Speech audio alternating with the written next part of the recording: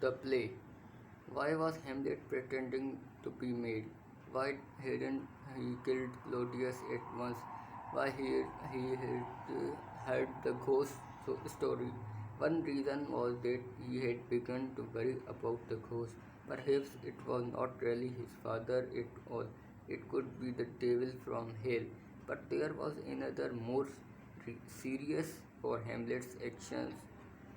He was quite thoughtful young man. He had never been interested in fighting. He preferred to read a book. It was easy for him to think about killing someone, but not at all easy for him to do it. Still, he could not forget what his father's ghost had said to him, and he knew it was too late to stop now. Claudius was suspicious already, and Hamlet couldn't even trust his best friends him. His home felt like a prison. There was nothing for Hamlet to do except to finish what he had already started. But could he do it? Hamlet heard that a group of pandering actors had come to the castle. He had seen their plays before and had an idea about how to prove that Claudius was guilty of murdering his father. Hamlet spoke to one of the actors alone and asked him if he knew a play called The Murder of Gonzago. In it, a nobleman called Gonzago is poisoned in his garden by a relative. Afterwards, this relative marries the dead man's widow. The actor said he knew the play. Tomorrow night, Hamlet said, act it in front of the king and queen, but first, I want to put in a few lines of my own. Hamlet did as much as he could to make the play seem like the real murder of his father. When the king and queen watched this play, thought Hamlet, I'll look at their faces very carefully. If they really are guilty of murdering my father, their faces will show it. There can be no better proof, and when the ghost story is proved to be true, I know I will be able to carry out my revenge. Hamlet invited Claudius and Gertrude to see the play, and they happily accepted.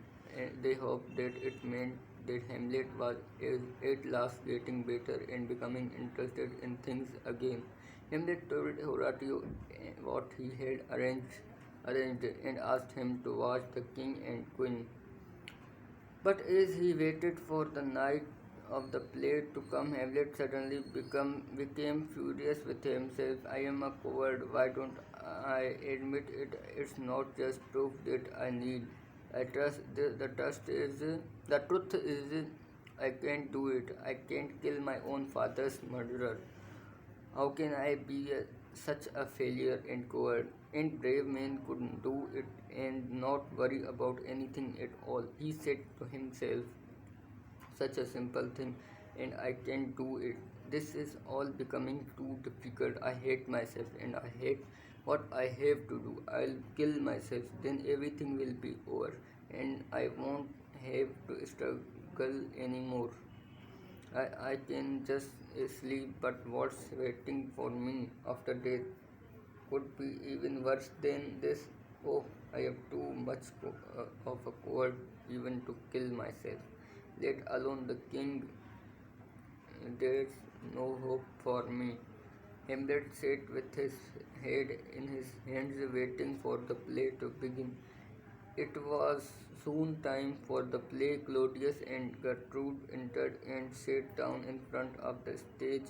Hamlet and Horatio sat at the one side where they could see the king and queen. When the play started with Gonzago and his wife talking, she promised faithfully that she would never marry again if her husband died. Only those women who have killed the first husband marry a second. She said. Hamlet saw his mother's face becoming pale. Before the next scene, Hamlet explained to Claudius and his mother what would happen. You will see that a nobleman called Lucianus poisons Gonzago in order to get his claims for himself.